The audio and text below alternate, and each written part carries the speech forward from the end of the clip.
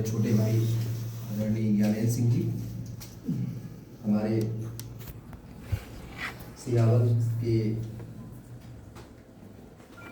प्रमुख और संगठन में निरंतर कई वर्षों से सीधी जिले के संगठन में अहम भूमिका निभाने वाले द्विजकमल मिश्रा जी, रवि तिवारी जी, हमारे MIS कोऑर्डिनेटर और हमारे छात्र जो रहे प्रकाश द्विवेदी जी, जो कि जितना विनम्र पहले थे आज भी उतने विनम्र हैं, उसी तरह अपनी बात को बड़ा सहयोगी प्रवृत्ति के हैं, बड़ा समर्पित है, बड़े डेडिकेटेड है, अपने काम के प्रति बड़ा फोकस है। आप लोगों ने खुद भी सबने यही कहा कि जो भी काम हम लोग कभी कहते हैं तो हमेशा समर्पित भाव से करते हैं, और ये गुण उनके अंदर भगवान बनाए रखें और जीवन भर ऐसे ही रहे, सबकी सेवा करते रहे, सबके साथ अच्छा करते रहे। जब अच्छा करता है आदमी तो अपने आप उसका भी भला सबसे पहले भगवान करता है। आप काम दूसरे कर रहे हैं लेकिन भला आपका सबसे पहले होता है। हमारे इस मझौली ब्लॉक के कर्मठ कार्यकर्ता भाई विवेक जी, हमारे मिश्र जी, उनकी उम्र लेकिन हमेशा एक्टिव रहते हैं। इस उम्र में भी इतना एक्टिव रहना अपने आप में बड़ी अद्भुत बात है। हमारी बहन ज्योति, मैं उनको सबसे ज़्यादा धन्यवाद ज्ञापित करना चाहता हूँ। अकेले महिला है जो मझौली से चल के यहाँ मीटिंग अटेंड करने के आई है और सभी पुरुषों का सामना कर रही है बिना डरे क्योंकि लोग उल्टा सीधा भी बोल रहे हैं, पठान भी बोल रहे हैं, सब बोल रहे हैं, एलिगेशन भी लगा रहे हैं, सब कुछ बात कर रहे हैं, लेकिन उसके बाद भी बड़ी विनम्रता से आप सुन रही है। तो सबसे ज़्यादा मजबूत और सबसे मजबूत इच्छा शक्ति और इरादे की है आप, ये बिल्कुल सहर्ष बात है। RK सिंह भाई साहब, हमारे राजा राम जी, एक्सिस वाले, सभी हमारे कर्मठ इस मझौली ब्लॉक के संचालक, बहुत सारे बिंदुओं में यहाँ चर्चा हुई, बातचीत हुई। मेरा ऐसा मानना है कि सबसे पहले आपको स्वयं झांकना चाहिए अपने ऊपर, दूसरे को कम देखें आप। सबसे पहले आप अपने आप को देखें कि मैं क्या हूं, अपने आप को समझ लिए, अपने आप को जान लीजिए। यदि अपने आप को आपने जान लिया तो आपकी आधी समस्या खत्म, आधे से ज्यादा समस्या 90% समस्या खत्म हो गई, क्योंकि 90% समस्या आपकी खुद की उत्पन्न की हुई होती है, खुद की उत्पन्न की हुई होती है, दूसरा कोई उत्पन्न नहीं करता। हम अपने 3-5 ताम झाम, उल्टा सीधा, गलत सही, ये सब करके अपनी समस्या उत्पन्न करते हैं। तो सबसे पहले अपने आप को देखिए, दूसरे को कम देखें। वही बात मैंने कही कि अपने लिए जैसा आप सोचते हैं वैसा दूसरे के लिए सोचिए। जब ये सोचना शुरू कर दिया आपने तो समस्या अपने आप खत्म हो गई। संगठन कोई व्यक्ति नहीं होता, संगठन कोई व्यक्ति नहीं होता, संगठन में व्यक्ति को दायित्व दिया जाता है, संगठन में व्यक्ति को दायित्व दिया जाता है। इस संगठन में विगत 5 वर्षों से मैं जिलाध्यक्ष के पद पर कार्यरत हूं, कर रहा हूं, दायित्व का निर्वहन कर रहा हूं। मेरा 100% प्रयास रहता है को संगठन को लेके, विद्यालय संचालन को लेके, विद्यालय के विभिन्न गतिविधियों को लेके जो भी बातें हमारे पास आती हैं, उन बातों को बेहतर तरीके से सॉल्व करने के लिए, बेहतर तरीके से सामंजस्य बैठाने के लिए, बेहतर तरीके से बातचीत कर हल करने के लिए प्रयासरत रहा हूं। हो सकता है कुछ समस्याएं ना भी सॉल्व हो पाई हो सकता है, ऐसा नहीं। मैं भी एक मनुष्य हूं, छोटा व्यक्ति हूं, जैसे आप सभी बैठे हैं वैसे मैं भी हूं। हो सकता है कुछ समस्याएं सॉल्व ना हो पाई हो और बहुत सारी समस्याएं सॉल्व हो गई हैं। जब सॉल्व हो जाती हैं तो पूरा दायित्व हम अपने खुद ले लेते हैं, पूरा क्रेडिट हम खुद ले लेते हैं कि नहीं मैंने मेरी बुद्धि से सॉल्व हुआ था। संगठन तो बाद में, संगठन ने कुछ नहीं किया, संगठन व्यक्ति ने कुछ नहीं किया। और जब नहीं हो पाता तो दोष किसके ऊपर लगा देते हैं? दूसरे के ऊपर, तुरंत दूसरे के ऊपर दोष लगाते हैं कि आया था वो जिला अध्यक्ष महोदय आए थे, उन्होंने कोई चीज सॉल्व नहीं की। सॉल्व हो जाए तो मैंने अपनी बुद्धिमानी से की है, इसमें मेरी बुद्धि है, मेरी सोच है, मेरा बहुत अच्छा, मैं होशियार हूं, बहुत ज्यादा हूं। तो इस तरह की बातें निकल के आती हैं। संगठन व्यक्ति का कोई महत्व नहीं होता। आज आप देख रहे हैं कि आप सभी निजी विद्यालयों के संचालक बैठे हुए हैं। शिक्षा तंत्र के, विद्यालयीन शिक्षा के 60 से 70% भागीदारी है आपकी। आपको पता है पूरे मध्य प्रदेश के शिक्षा तंत्र में आपकी भागीदारी 60 से 70% है।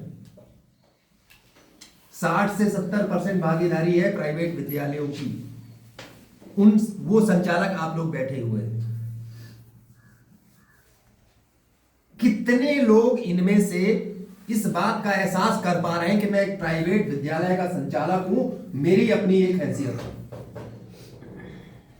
ये क्या महसूस कर पा रहे हैं क्या इस बात को कि मैं प्राइवेट विद्यालय का संचालक हूं, मेरी एक हैसियत है? मुझे इस पर गर्व होना चाहिए, प्राउड फील होना चाहिए कि मैं प्राइवेट विद्यालय का संचालक हूं। और प्राइवेट विद्यालयों की पूरे शासन की शिक्षा प्रणाली में, मध्य प्रदेश के शासन की शिक्षा प्रणाली में 60 से 70% की भूमिका है। और ये भूमिका बड़ी भूमिका है, मेजर पार्ट, मेजर रोल हम लोग प्ले कर रहे हैं। जब ऐसा आप सोचना शुरू कर देंगे तो आपके अंदर एक पावर, एक शक्ति अपने आप आ जाएगी, अपने आप आ जाएगी। आपको लगेगा कि मुझे न्याय के आसन पे बैठा दिया गया है, मुझे न्यायाधीश बना के एक गद्दी दी गई है, न्याय गद्दी प्रदान की। जब न्याय की गद्दी पे व्यक्ति बैठ जाता है तो न्यायाधीश हो जाता है। न्यायाधीश हो जाता है तो उसको सबके साथ, अपने बच्चों के साथ, अपने शिक्षकों के साथ, अपने टीचरों के साथ, अपने अभिभावकों के साथ, सभी के साथ न्याय करना होता है। ये विद्यालय चलाने का मेन कंसेप्ट है। क्या हम अपने बच्चों के साथ, अपने शिक्षकों के साथ, अपने अभिभावकों के साथ न्याय कर पा रहे हैं? इस बात पे विचार करने की आवश्यकता है। अच्छे विद्यालय संचालक तभी आप बन सकते हैं जब इस बात का विचार करें कि मेरे पास पावर बहुत है, शक्ति बहुत है, कैपेबिलिटी बहुत है, तो क्या मैं वास्तव में कर पा रहा हूं? तो आपको समझ में आएगा। उसको धन संपदा से तुलना मत करिए। पावर अलग होता है, धन संपदा अलग होती है। धन संपदा, एक चोर होगा, उसके पास आपसे ज्यादा संपत्ति होगी, लेकिन कहा क्या जाएगा? वो चोर कहा जाएगा, आप क्या गुरु कहे जाएंगे, संचालक कहे जाएंगे। ये अंतर होता है, ये अंतर होता है। हमारी शिक्षा प्रणाली प्राइवेट विद्यालयों की बहुत मजबूत है। निरंतर हम लोग अनुसंधान करते रहते हैं, निरंतर अनुसंधान करते रहते हैं। शिक्षा में अनुसंधान की हमेशा आवश्यकता होती है। जो अनुसंधान करेगा उसके पास नई नई चीजें निकल के आएंगी, और उन अनुसंधानों का लाभ शासन भी हमसे लेती है। अभी जो तमाम संदीपनी विद्यालयों में विद्यालय वाहन उपलब्ध कराए गए, तमाम तरह की सुविधाएं उपलब्ध कराई, ड्रेस लगाए गए, टाई लगाई गई, सब सुविधाएं लगाई गई, तो ये किसको फॉलो किया? प्राइवेट विद्यालयों को फॉलो किया। शिक्षा, भारतीय शिक्षा प्रणाली विश्व की सबसे बेहतर शिक्षा प्रणाली है। आज से नहीं, विगत हजारों वर्षों पूर्व के समय से। कैसे? यदि हम बात करें तो कैसे? हमारे यहाँ पूर्व में गुरुकुल शिक्षा प्रणाली हुआ करती थी। राजा का बच्चा है, मंत्री का बच्चा है, किसान का बच्चा है, गरीब का बच्चा है, सब पढ़ने कहाँ जाएंगे? कहाँ जाएंगे? गुरुकुल जाएंगे। गुरुकुल कहाँ स्थापित होता था? शहर में नहीं होता था, राजधानी में नहीं रहता था कि एकांतवास, जंगल जंगल। उस पे नियंत्रण किसका रहता था? उस पे नियंत्रण किसका रहता था? गुरुओं का। कोई राजा का नियंत्रण नहीं रहेगा कि ये भगवान राम की ये अयोध्या इसकी राजधानी, इसके राजा दशरथ है तो गुरुकुल में दशरथ का नियंत्रण होगा, ऐसा नहीं था। किसका नियंत्रण होता था? गुरुओं का नियंत्रण होता था। आज क्या बदल गया है? शिक्षा किसके अधिकार में चली गई है? सरकार के अधिकार में। यही शिक्षा के पतन का कारण है। यही शिक्षा के पतन का कारण है। अब आगे चलते हैं उसी बात। अब उस गुरुकुल में बच्चा गया है तो चाहे राजा का बच्चा हो, मंत्री का बच्चा हो, फार्मर का बच्चा हो या गरीब का बच्चा हो, झाड़ू लगाना सीखना है तो राजा का भी बच्चा झाड़ू लगाया सीखेगा, मंत्री का भी सीखेगा, किसान का भी सीखेगा, गरीब का भी सीखेगा। कोई भेदभाव नहीं, कोई भेदभाव नहीं, कोई भेदभाव नहीं रहेगा, सबको बराबर सिखाया जाएगा। अब उसकी पढ़ाई हुई, अलग अलग शिक्षा से बातचीत हुई, सभी प्रकार के ज्ञान उसको दिए गए। उसके बाद अंतिम के 3 साल, आज सरकार स्किल डेवलपमेंट की बात कर रही है। प्रधानमंत्री की स्किल डेवलपमेंट चल रहा है पूरे देश में, स्किल डेवलप करो। स्किल डेवलपमेंट का मतलब क्या होता है? किसी एक विशेष विधा में एक्सपर्टाइज होना, किसी एक विशेष विधा में एक्सपर्ट बनाना। पहले क्या था? गुरुकुल परंपरा में ऑलरेडी हमारी 18 साल तक पूरा करे, अंतिम 3 साल उनको, जिसमें गुरु ने देख लिया कि ये बंदा इसमें बहुत एक्सपर्ट है, इसको इसी मजा आ रहा है, तो पता लगा विवेक गुप्ता जी को उठा के उसने, चलो तुम केवल तुम अगले 3 साल धनुष चलाना सीखोगे। उनके गुरु केवल उसको धनुष के गुण, धनुष चलाना है, बाकी सब छोड़ो, तुम्हारा काम खत्म, तुम्हारा रास्ता तय कि तुमको क्या करना है, केवल धनुर्धारी बनना है। इधर पकड़ लिया, आरके सर थे, आरके सर को देखा एक तलवार बहुत अच्छी चलाते हैं तो आरके सर को कहा तो छोड़ो, सब छोड़ो, तुम्हारी विद्या पूरा तुमने ज्ञान अर्जित कर लिया, अब केवल एक्सपर्ट बनना है किसके? इधर प्रकाश सर बैठे थे, प्रकाश सर बोला ये बोलते बहुत अच्छा है, इनका संस्कृत का व्याकरण बहुत अच्छा है, इनको कहा किया आप क्या है व्याकरण का कथा ज्ञान दोगे, ज्ञान व्याकरण को श्रीमद् भागवत का कथा का इसका वाचन करोगे। क्यों? क्योंकि इसमें आपकी एक्सपर्टाइज। ये क्या हुआ? ये इनके स्किल बट गए, सब बट गए, सब अलग अलग चल। अब इस तरह स्किल डेवलपमेंट था। ये कब था?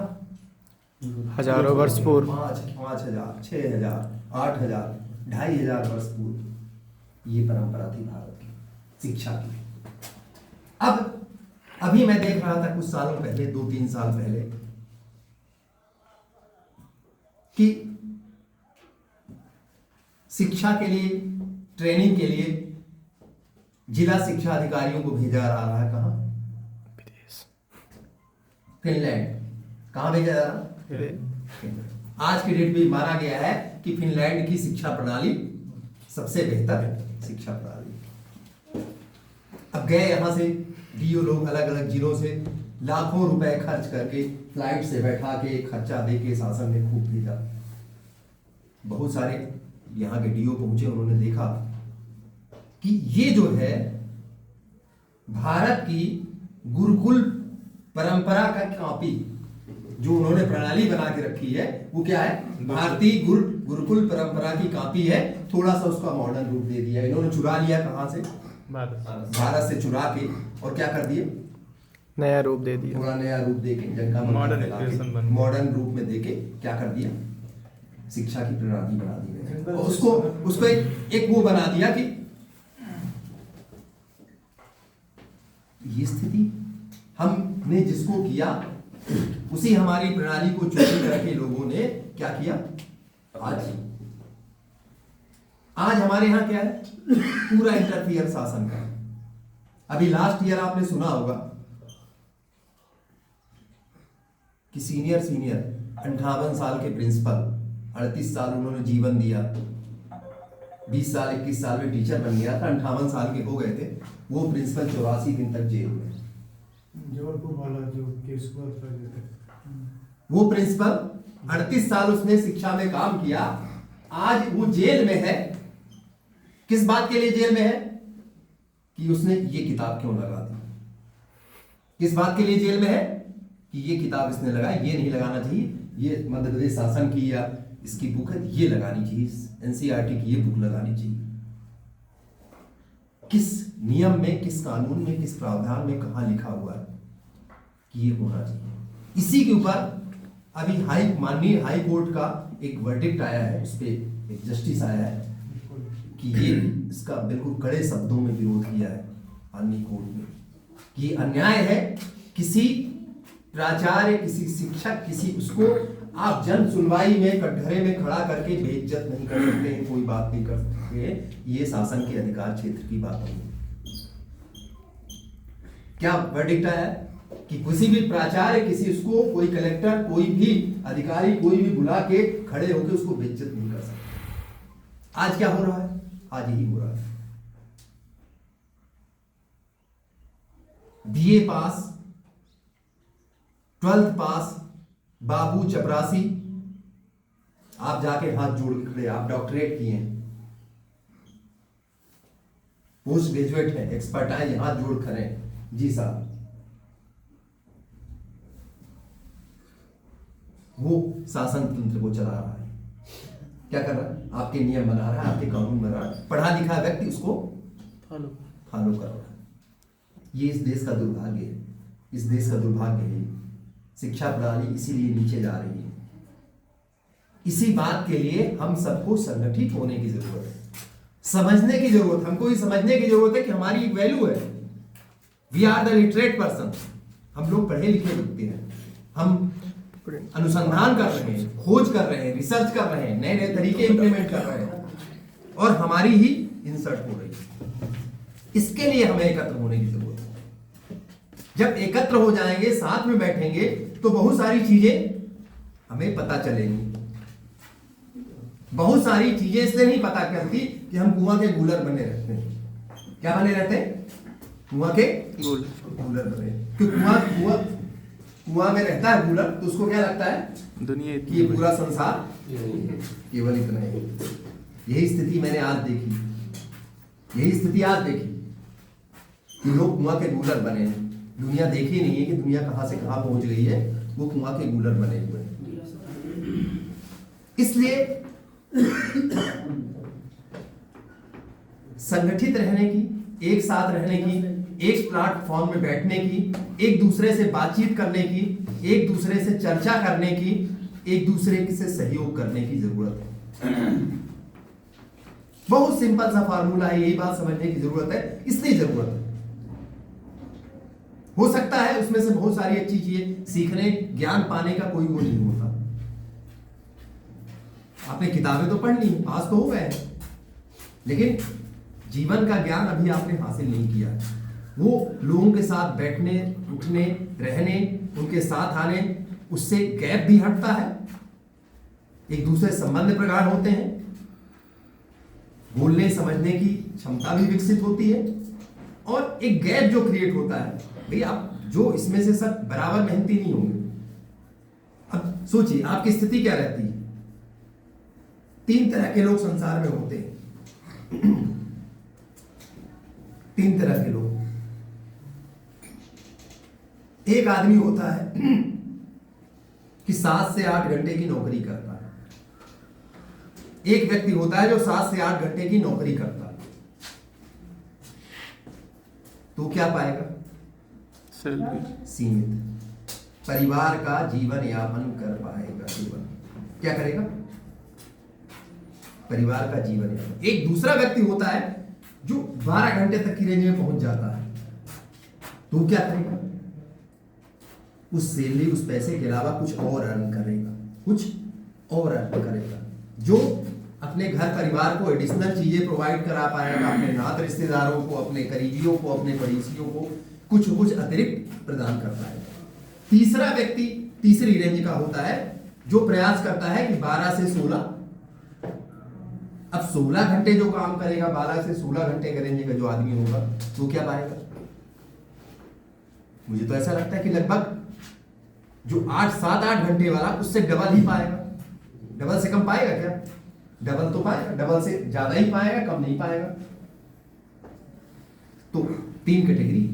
अब आप क्या बनना चाहते हैं, ये आपको डिसाइड करना है, ये आपको निर्धारित करना है। हम कुछ नहीं कह सकते उसमें, किसको निर्धारित करना है?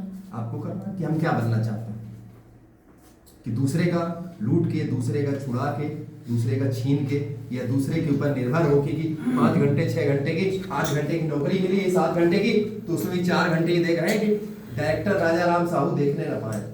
रोहित मिश्रा जी ने क्या किया कि मान लीजिए प्रिंसिपल है, प्राचार्य है, कुछ भी जो ठीक, उन्होंने देखा कि डायरेक्टर सब देखने न पाए, 3-4 घंटे तो मक्कारी कर ले जाए, क्या मिल रहा हमको, क्या होगा?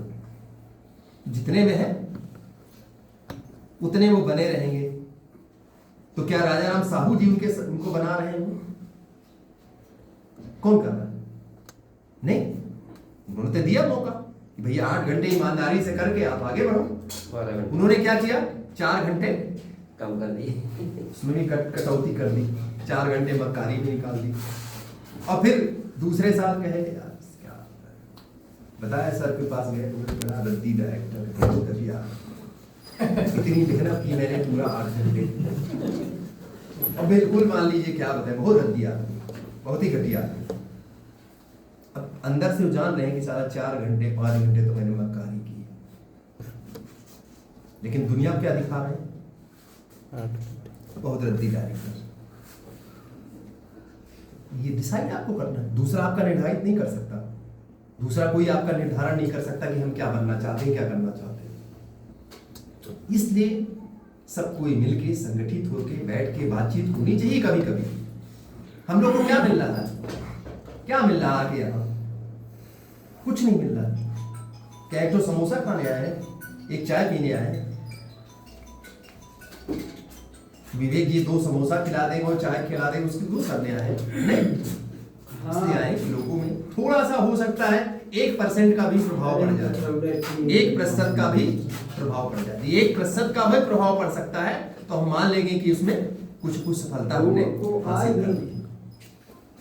अब धीरज जी अभी थे थोड़ी देर पहले, ठीक है, तो ऐसे बात कर रहे हैं जैसे गुंडा दादा हो इस इलाके के,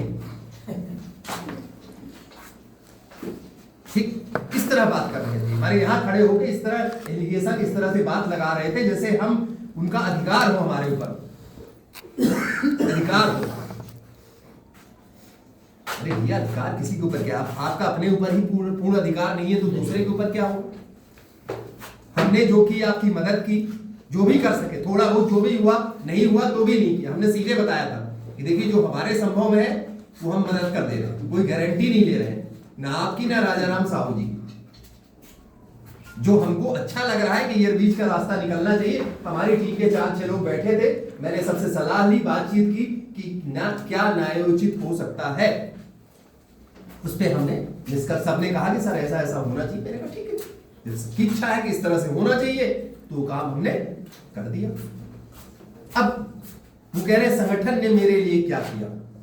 अब ये तो संगठन के पास कोई लिखित रूप से स्टाम्प पेपर या गारंटी नहीं, रोजगार गारंटी का काम तो है नहीं कि 90 दिन का रोजगार देने की गारंटी ले रखी है संगठन ने, कि आपके फीस दिलवाने की, आपके ये करवाने की, फलाने की गारंटी ले ली है, इसके लिए संगठन नहीं बना। अब आपके गिजवार के आप संचालक हैं, आप मुझे यहां बुला के इंसर्ट कर रहे हैं। मैं सीधी सीधी बात करता हूं गुप्ता जी, चाहे तो बता भी दे उनको, कोई मैं डरता और बिल्कुल घबराता नहीं हूं, ठीक। मैं तो वो आदमी हूँ कि यहाँ पे बैठ जाऊंगा तो भीख मार के खा लूंगा, लेकिन कभी किसी से हाथ फैलाने की अपेक्षा नहीं रखता कि मुझे कोई ला के फेंक दे। मैं अपनी मेहनत अपने कर्मठता से कमाना जानता हूँ और खाना जानता हूँ। जिस दिन मेरे साथ ये नहीं होगा तो मान लो मेरी जिंदगी का सबसे गंदा दिन है। ठीक, मैं इस टाइप का स्वाभिमानी आदमी हूँ, किसी से पाने किसी की लाने की अपेक्षा रखता ही नहीं हूं, कभी जिंदगी में नहीं रखता हूं। और जहां तक उसकी बात है कि आपके क्षेत्र में आया हूं, कहां आया हूं, या आप अपनी इज्जत खो रहे हो, मेरा कुछ नहीं गया। जितने संचालक बैठे हैं सब थू थू करेंगे, सब थू थू कर रहे हैं।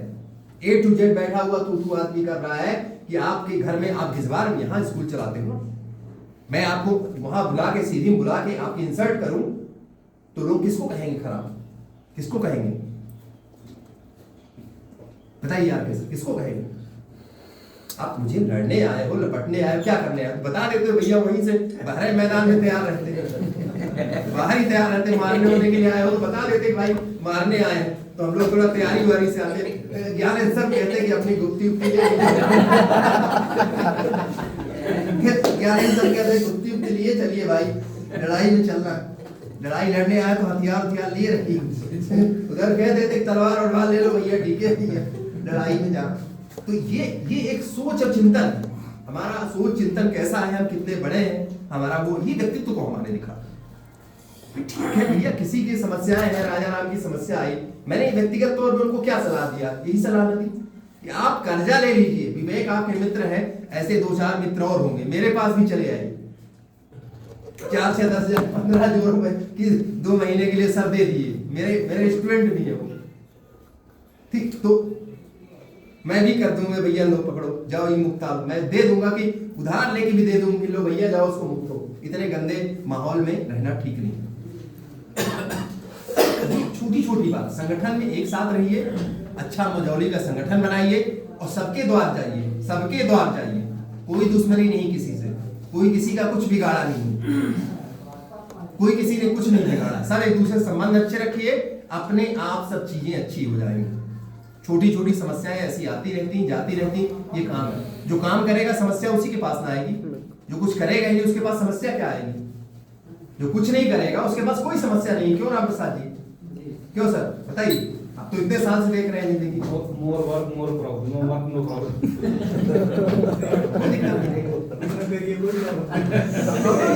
कोई प्रॉब्लम नहीं, कोई समस्या नहीं रहेगी। समस्या इसलिए है कि हम लोग काम कर रहे हैं और उसको सुलझाना भी पड़ेगा, सुलझाना भी पड़ेगा।